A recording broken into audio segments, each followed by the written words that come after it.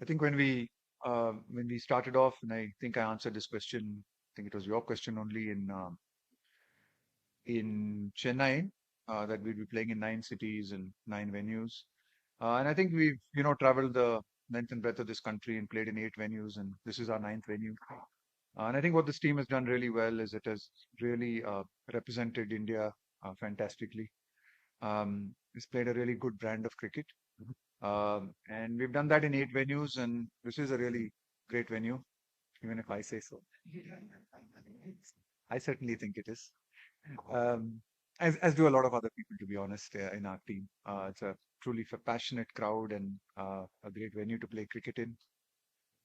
And we would like to do the same. We know we have 9 boxes to tick, um, and we've ticked 8, and we would certainly like to put on another really good display. Do our best. It's all we can ask for and hope for from the boys. And hopefully, if we do our best, then the results will look after themselves. Rahul, a team like Netherlands, which has impressed everybody, how do you see them? Especially when you take on the mindset and all those things come into play. Yeah, very impressive. I think been very impressed with the way they have played in this tournament. The effort that they've gone through to be able to qualify. Um, I have some, I wouldn't say first-hand experience, but I certainly know how difficult it is for associate teams to be able to reach this level and play. Having spent some time in Scotland myself in the early 2000, spent some time there, and I know things have improved for the associates since then. Certainly over the last 20 years, the ICC has done a really good job of trying to improve their standards and try to give their players same amount of opportunities. Of course, it's never going to be the same. The kind of professional setups now of some of the more established teams. But certainly, I think the performances of teams like Netherlands certainly go a long way in boosting the morale of a lot of the other associate nations, that they can certainly compete, that they've got some very good players. And it's quite inspiring to see that in spite of the challenges that they do face, that they're able to compete at this level, to play at this level. So it's been great to see the way they've performed. I know they'll be well prepared, well coached cricket team, and we're looking forward to playing them. Hi Rahul over here Oh, hi. Sorry. ये इतना pressure वाला tournament घर पे खेल रहे आप लोग तो रोहित मैदान पर एकदम कूल काम कंपोज दिखाई दिए हैं अभी हमेशा और अभी काफी टाइम से आप दोनों साथ है जोड़ी में तो रोहित की कैप्टनसी को आप स्पेशली वर्ल्ड कप में या अदरवाइज कैसे देख Yeah, Rohit has certainly been a leader, without a doubt. I think he's led by example both on and off the field. Some of the starts that he's given us, the way he's cracked open games for us. A lot of times people have looked at one. I mean, I can't go into the specific games. I'm sure that you will be able to look into it. But there have been some games where it could have been tricky for us. But the fact that he's been able to get us to those kind of starts has literally cracked open the game. So in the end, it's actually looked easy. But on reflection as a coaching staff, when we looked at it, we've realized the impact that innings like that of his innings have had on games like that have made it look easy for us, and certainly made it easier for the guys who followed in that department. So, I think he's been fantastic with his batting, the leadership that he's shown, and taking on the game, in leading from the front. We've talked about playing in a particular way. You cannot do that unless your leader really buys in and actually shows by example. And it's been terrific to see the way Rohit's done that. And I think his captaincy has obviously been fantastic as well. It's been very good for a long time. He's someone who's certainly got the respect of the group and the team, certainly got the respect of our coaching staff. Um, and yeah, it's been a pleasure to see him operate the way he has, both on and off the field, like I said. And I think he's truly someone who's deserves all the success that he's been getting, and hopefully it may continue. Rahul, yeah, this side. Sorry, yeah. Yeah. Rahul, since this is the last league game and India is assured of a top finish, is there a possibility of giving a chance to the guys who haven't played much in the tournament, or do you want to maintain the same 11 and take on the intensity to the semi-final? I mean, honestly, we've had 6 days off, from the last game. So we're pretty well rested. And the guys are in good shape, is all I'll say without giving away the level. So we've had 6 days off. We've got one game before a semi-final. Boys are rested. So that's all I'll say. Yeah, Rahul, Make the inferences. Rahul, the bowlers have enjoyed bowling under the lights. Like going into the semi-final, would you prefer having them bowl first over here and just to get accustomed to the conditions of the Wankhede? We've done both things. To be honest with you, we bowled first. We've batted first in this tournament. I think that's been the really good thing for us in 8 games. I think in the first 4 or 5, I think we batted first, and then we had to chase in the last 3. So we've actually done both things, and we're pretty comfortable with both things. So I'm not too worried about it. We'll have a look at the wicket and see what we need to do and decide what we want to do. So there are advantages and there are advantages of both things. I mean, there are arguments both ways of batting first and putting up a score and hopefully setting the tone that way. And there's also an argument of chasing as well, which means that you probably have to bowl in the sun and stuff. But look, again, the toss is not in our hands. It's not going to be in our hands in the semi-finals, and I think we're comfortable both ways. I mean, we'll just make it. Have the look at the wicket today, and come tomorrow and have a look at the wicket as well, and then whatever call Rohit makes, we'll go with it. Yeah, Rahul, you're right. You said you can make your own inferences, but I'm just saying, how do you balance somebody like Prasidh who's just come into the side, hasn't had a lot of cricket in the recent past. So how do you balance that between sticking to the guys who have rested and who have done the job for you so far and keeping him ready in case the need might arise at some stage? To be honest with you, you're at a pointy end in a tournament now. So now at this stage, it's about just focusing on getting the guys who you think are going to be playing in the 11 in the best possible space mentally and physically to be able to play that semi-final and hopefully the final if we earn it. So that will be the single-pointed thinking. It's not about. There are times for larger picture thinking and there are times for narrow focus thinking, in my opinion. And now's the time for sheer narrow focus thinking if everyone is fit. Hi, Rahul. Just a question on the middle order. They have done well this World Cup. 2, 3 games we saw where they stepped out well. So, a word on the middle order. Yeah, it's terrific. I mean, I think again, I answered this question if I remember in Chennai, and I said that middle orders in one-day cricket. Somebody asked me about, and I said middle orders are going to be very, very important in a tournament like this. They're going to how well your middle order performs in sometimes very tricky conditions and challenging situations under pressure is actually going to probably decide how well you do.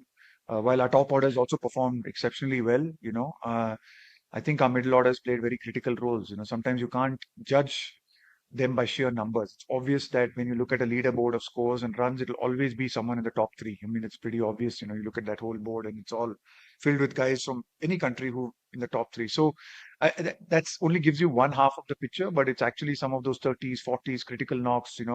I can look back on this this whole campaign and look at the contributions of our middle order, and they'll come only in sort of spurts, or one knock here or 2 knocks there, and somebody done something there, or a Shreyas or a KL or a Surya's knock here, and Jaddu's important knock in Dharamshala. And you can look at a lot of these small things, and actually that's what really gives you those ticks or gives you those wins at the end of the day. So it's a combination of things, and touchwood, our middle order has been truly exceptional in this tournament. Rahul, you mentioned Shreyas just now, and uh, there's a lot spoken about him externally, of course, I'm sure not within the team.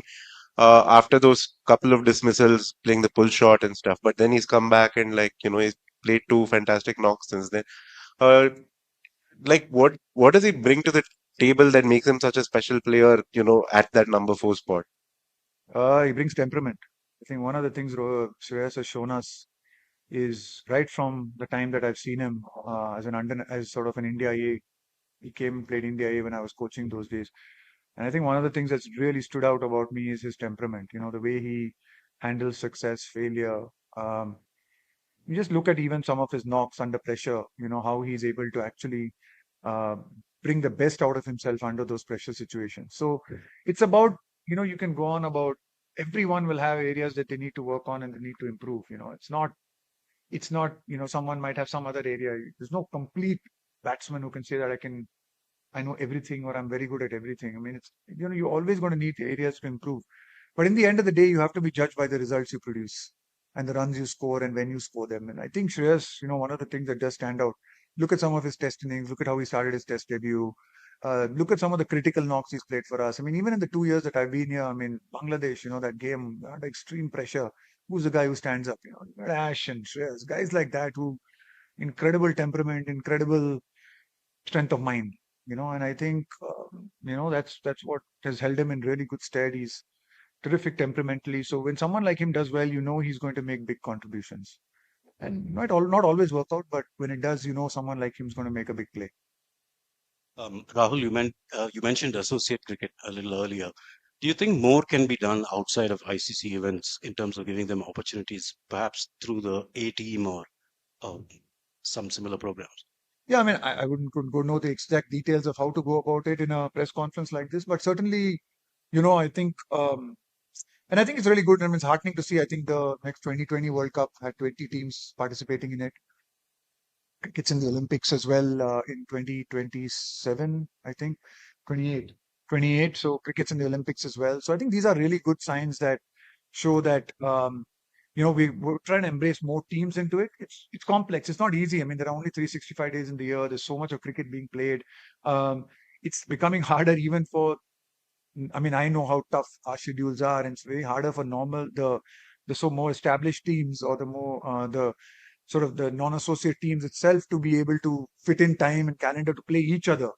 To find that balance, yeah. But like you said, maybe the route is to go down A-team cricket, and then these specific tournaments like this. Their qualifiers, their tournaments like having 20 people in a T20 World Cup, Olympics. So I think it's growing, and it's good to see that it's going in the right direction, I think.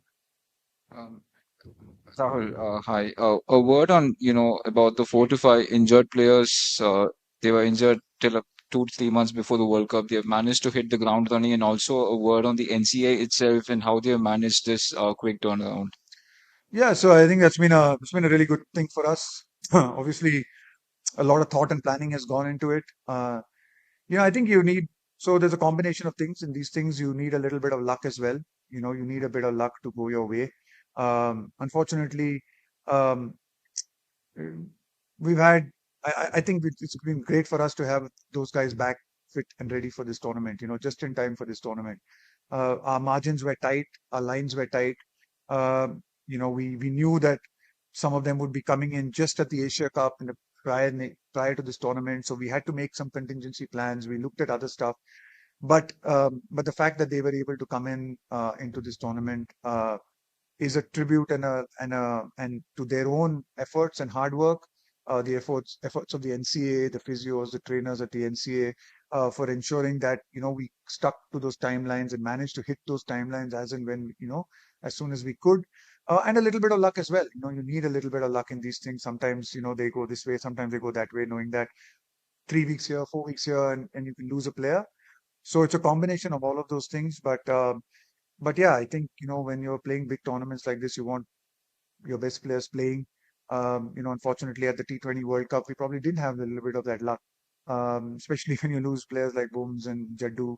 At the World Test Championship, we missed a couple of guys. Even here, to be honest, we have missed a couple of guys, one before the tournament and one during the tournament. But we've been able to respond really well so far, and I think that's been, again, something I'm very proud of. We had a balance. We knew what a balance is. We've structured the whole thing around certain things. But when that hasn't happened, we've had the ability, the skill, and the mental fortitude to be able to bounce back and to be able to still compete and do really well. So yeah, I think credit to the guys, credit to, like I said, I think even the NCA for all the work that they do.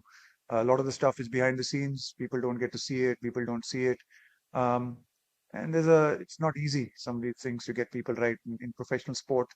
Sometimes people think, oh, it's easy to get injured players playing again. It's not that simple. It's easy to get people playing when you have an injury in normal life, and getting back on the park and getting back to normal office work is easy, but getting back to people to professional sport is not easy. So yeah, well done to everyone so far. Uh, Hey Rahul. Hi. There's just a 2 day gap after tomorrow's match before the semi-final.